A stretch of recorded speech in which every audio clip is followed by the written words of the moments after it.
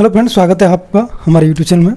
तो आज हम करने वाले हैं जो एक्सरसाइज है वो है हमारी 3.6। इससे पहले हम 3.5 तक कर चुके हैं। तो आज हमारी जो एक्सरसाइज रहने वाली है वो एक्सरसाइज है 3.6 और इस सब को करेंगे अपन।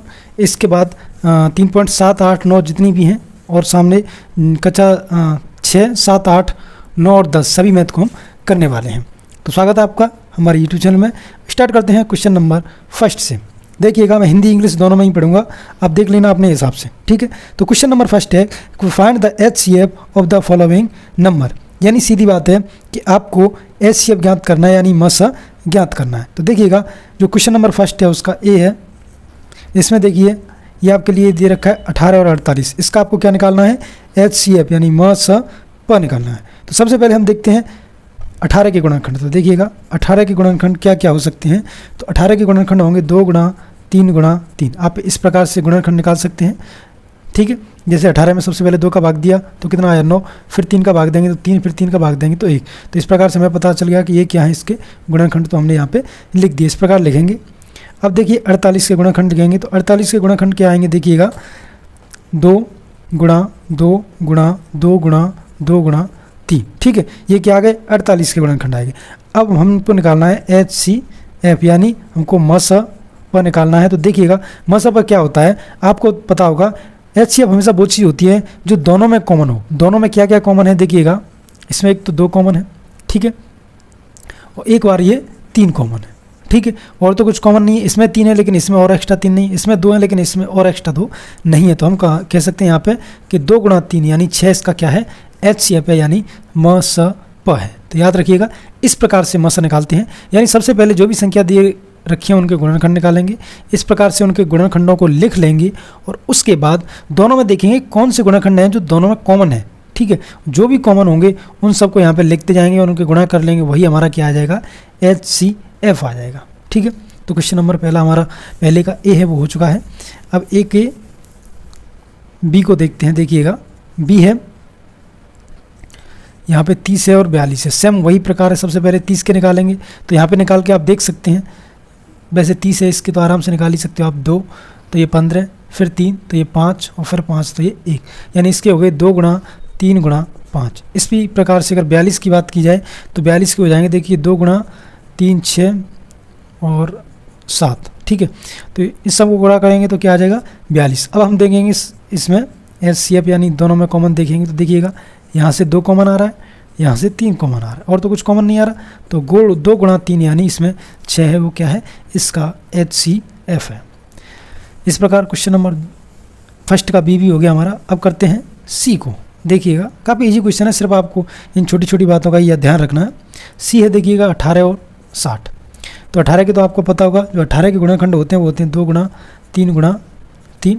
अब 60 के निकालते हैं। तो देखिएगा 60 के यहाँ पर निकाल लेते हैं। 60 के 2 30 बार, फिर 2 का भाग देंगे तो 15 का बार, फिर 3 का देंगे तो 5 बार, फिर 5 का देंगे तो 1 बार, यानी इसके हो गए 2 गुणा 2 गुणा 2 गुणा 3 गुणा 5, ठीक है।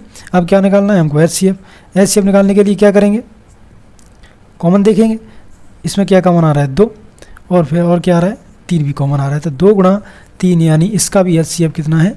6 है, ठीक है। तो इस प्रकार हम इन सब के HCF निकाल सकते हैं, ठीक है। अब देखते हैं डी को। देखिएगा सिर्फ एक कॉन्सेप्ट आपको अपने दिमाग में रखना है कि किस प्रकार से इनका गुणनखंड निकालें सबसे पहले और उसके बाद इनके सम्मिलित रूप से HCF निकाले जाएंगे। डी देखिएगा, डी है 27 और 63। तो 27 को आपको पता होगा 27 के क्या होते हैं गुणनखंड। तो 27 के गुणनखंड होते हैं 3 3 गुणा 3 गुणा 3, ठीक। अब देखिएगा 63 के क्या होंगे। तो 63 के निकाल के देख लेते हैं। सबसे पहले हम 3 का भाग देंगे, ठीक है। तो ये 2 बार, ये 1 बार, ठीक है। फिर 3 का भाग देंगे तो 7 बार, फिर 7 का देंगे तो 1 बार, यानी 3 गुणा 7, ठीक है। यहाँ से हमें क्या पता चल रहा है? अगर हम यहाँ पे HCF निकालेंगे तो कॉमन क्या क्या आ रहा है? देखिएगा एक तो ये 3 आ रहा है, एक ये 3 आ रहा है, ठीक है। तो 3 गुणा 3 यानी इसका HCF आ गया, वो कितना आ गया? 9 आ गया, ठीक है। तो यहाँ पे जो हमारा क्वेश्चन नंबर डी था वो हो चुका है। अब चलते हैं ई की तरफ। देखिएगा ई है 36 और 84। तो देखिएगा 36 के गुणनखंड तो बहुत ईजी होंगे। तो 36 के गुणनखंड होंगे देखिएगा 2 गुणा 2 गुणा 3 गुणा 3, ठीक है। 84 के निकाल के देख लेते हैं।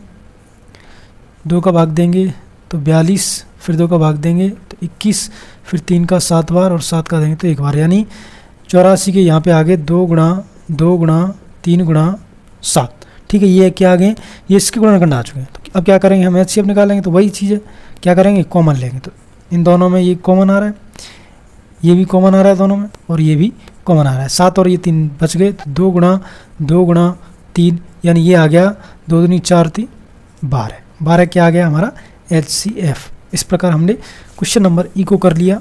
अब देखते हैं एफ को। एफ है हमारा 34 और 102, ठीक है। तो 34 के सबसे पहले निकालते हैं। तो 34 के देखिएगा 2 गुणा 17 हो जाएंगे, ठीक है। इसमें तो कोई बड़ी बात है नहीं। 102 इसको निकाल के देखते हैं, देखिएगा 102।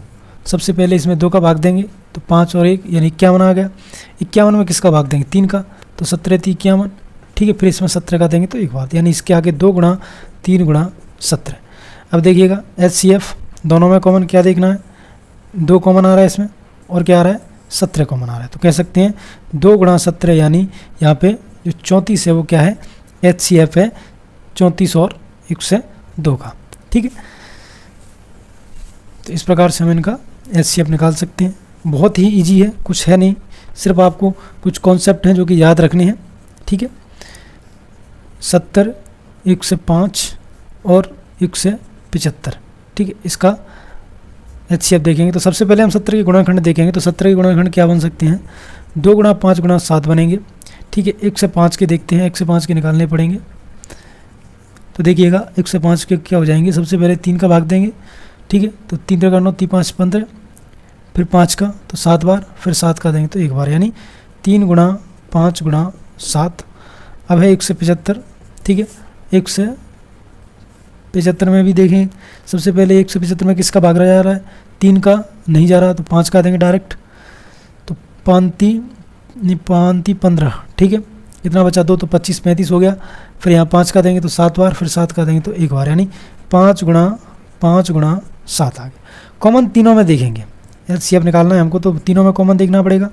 देखिएगा 5 तीनों में कॉमन है, ठीक है, और 7 तीनों में कॉमन है। तो यहाँ से हम कह सकते हैं कि इसका जो एचसीएफ हो जाएगा वो हो जाएगा 5 गुणा 7, यानी 35। यहाँ पे हमारा क्या हो गया, एचसीएफ क्वेश्चन नंबर जी का, ठीक है।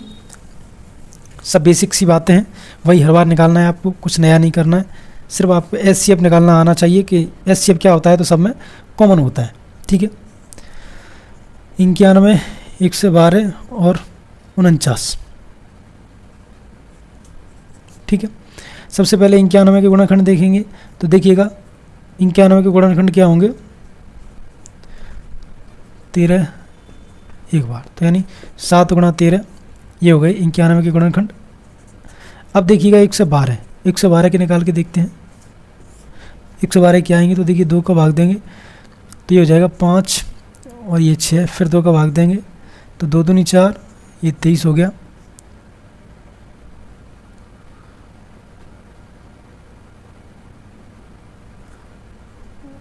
ये 5 बार गया, ये 6 हो गया, ठीक है। तो फिर 2 का देंगे तो 2 दूनी 4, यानी 16, ये 8 आएगा। फिर 2 का देंगे तो 14, फिर 2 का देंगे तो 7, और फिर 7 का देंगे तो 1। तो यहाँ पे हम कह सकते हैं इसके आ जाएंगे 2 गुणा 2 गुणा 2 गुणा 2 गुणा 7। ये क्या है, इसके गुणनखंड है। अब देखिएगा 49 के देंगे तो 49 के तो हमको पता है 7 गुणा 7 होते हैं। अब एचसीएफ निकालेंगे तो सबसे पहले देखेंगे कॉमन क्या है। तो देखिएगा 7 इसमें भी है, 7 इसमें भी है, 7 इसमें भी, यानी सबसे पहले तो 7 आ गया सब में कॉमन। इसमें 13 है लेकिन इसमें 13 नहीं है, इसमें भी 13 नहीं, इसमें 7 है लेकिन इसमें और 7 नहीं है, ना इसमें 7 है। तो कह सकते हैं यहाँ पे हमारा जो एचसीएफ है वो है 7। तो इस प्रकार से हम यहाँ पे एचसीएफ निकाल सकते हैं। एच के बाद है देखिएगा आई, 18, 54 और 81। तो 18 की तो आपको पता ही होगा 2 गुणा 3 होते हैं। इसी प्रकार से 54 के देखिएगा क्या हो सकते हैं, 2 गुणा 3, क्योंकि 3 3 का 9, 9 चौक 54, यानी 3 3 का 9, 9 1 9 नहीं, 18, 18 तो नहीं 36, 18 54, यानी ये भी नहीं होंगे। तो क्या हो सकते हैं इसके 2 गुणा 2 गुणा 2 गुणा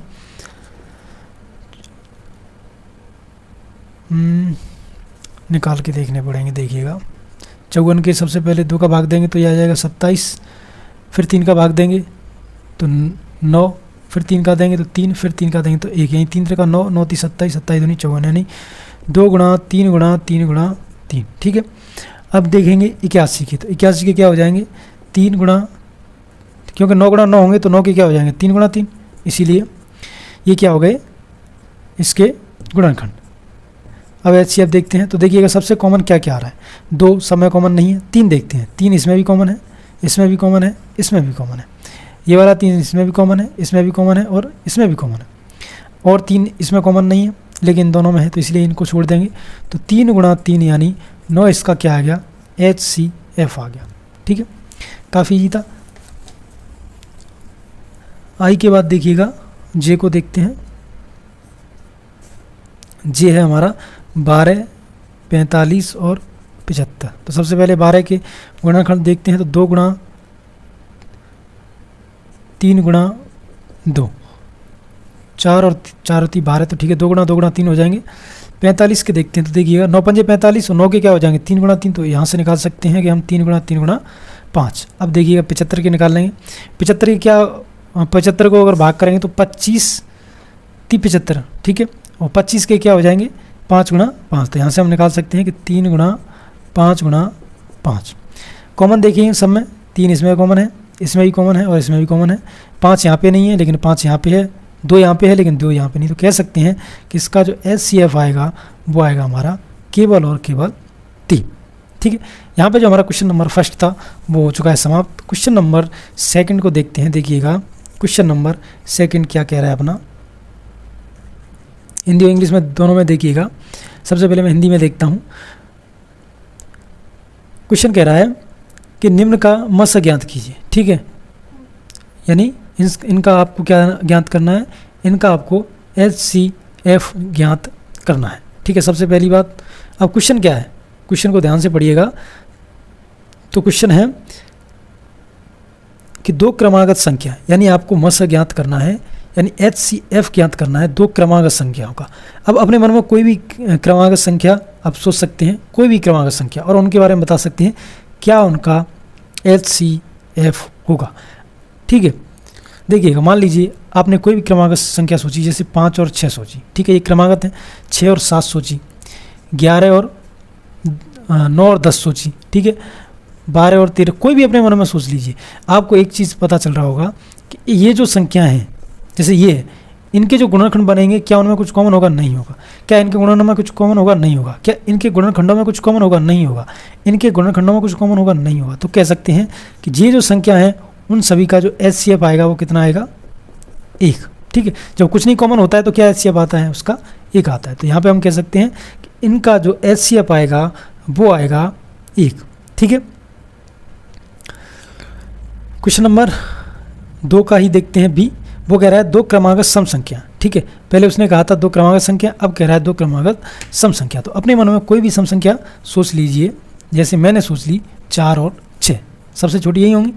तो क्रमागत सम संख्या अपन सोच सकते हैं तो 4 और 6, तो 4 के गुणनखंड देखिएगा 2 गुणा 2, ठीक है। 6 के देखिएगा तो 2 गुणा 3, और अपने मन में सोच लीजिए जैसे मैंने सोचा 8 और 10, तो देखिएगा 8 के क्या हो जाएंगे 2 गुणा 2 गुणा 2 गुणनखंड, और 10 के क्या हो जाएंगे 2 गुणा 5।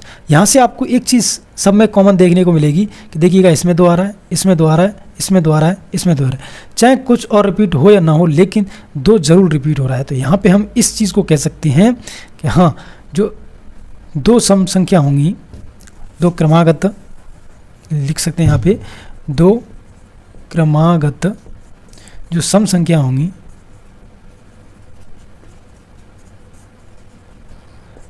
HCF कितना होगा 2 होगा, ठीक है। सी है, देखिएगा सी कह रहा है 2 क्रमागत विषम संख्याओं का, यानी आपको देखना है कि जो 2 क्रमागत संख्या होंगी, जो और क्रमागत संख्या होंगी, उनका HCF कितना आएगा। तो कोई भी अपने मन से ले लीजिए आप, 3 और 5 ले लेते हैं, या फिर 9 और 10 ले लेते हैं, या फिर 11 और 12, ये तो और लेनी है, ठीक है। 3 और 5 ले लेते हैं, ठीक है। इसके अलावा और भी आप सोच सकते हैं, कोई भी संख्या हो सकती हैं। तो अगर उन विषम संख्याओं को अगर आप देखेंगे तो उन विषम संख्याओं में आपको पता चलेगा कि कुछ भी कॉमन नहीं आ रहा है, तो उनका भी HCF क्या आ जाएगा, 1। तो यहाँ पे हम कह सकते हैं कि 2 क्रमागत संख्याओं और 2 क्रमागत या फिर केवल 2 विषम संख्याओं का जो HCF होगा वो हमेशा कितना होगा, 1, और 2 क्रमागत सम संख्याओं का जो HCF होगा वो हमेशा कितना होगा, 2। ठीक है, इस चीज़ को आपको याद रखना है। क्वेश्चन नंबर तीसरे को देखते हैं। क्वेश्चन नंबर 3 है कि अभाज्य गुणनखंड द्वारा 2 सह-अभाज्य संख्याओं 4 और 15 का म इस प्रकार ज्ञात किया गया है, जैसे 4 बराबर 2 गुणा 2 और 15 के बराबर 3 गुणा 15। चूँकि इन गुणनखंडों में कोई भी अभाज्य सार गुणनखंड नहीं है, इसलिए 4 और 5 का म 0 है। क्या यह उत्तर सही है? यदि नहीं तो अपने उत्तर की व्याख्या करनी है। ठीक है, यानी आपको क्या करना है, इसकी अपने को व्याख्या करनी है। इंग्लिश में देखिएगा कि HCF ऑफ को prime number 4 and 15 was found as follow as by the factorization 4 = 2 × 2 and 15 = 2 × 5. Since there is no common prime factor, so HCF of 4 and 15 is 0. Is the answer correct? If not, what is the correct HCF? वो कह रहा है क्या ये बात सही है या गलत है। तो ये बात कैसी है ये आपको खुद देखनी है। तो याद रखिए ये बात बिल्कुल भी करेक्ट नहीं है। उसका कारण क्या है, ठीक है, तो हम यहाँ पे कह सकते हैं यह सही नहीं है, क्योंकि देखिएगा उसका कारण देंगे, क्योंकि जब कुछ भी कॉमन गुणनखंड नहीं होता है ना, तो उसका जो सार गुणनखंड होता है या फिर जो दोनों में कॉमन गुणनखंड होता है वो क्या होता है, 1। ठीक है, यानी आपको पता है कि जब कोई कॉमन नहीं है, वो खुद कह रहा है कि कोई भी चीज़ कॉमन नहीं है, तो इसका मतलब है कि उसका जो HCF है यानी जो कॉमन है वो क्या है, 1 है। तो वहाँ पे हम कह सकते हैं कि इसका जो मस है वो क्या है, 1 है। यानी जब कोई भी चीज़ कॉमन नहीं आ रही है 2 संख्याओं में, तो वहाँ पे हम कह सकते हैं कि उसका HCF कितना होता है, हमेशा 1 होता है, या फिर उसका मस कितना होता है, 1 होता है। ठीक है, तो यहाँ पर जो हमारी एक्सरसाइज थी 3.6 वो पूरी हो चुकी है। ठीक है, अब करेंगे नेक्स्ट एक्सरसाइज। तब तक के लिए धन्यवाद।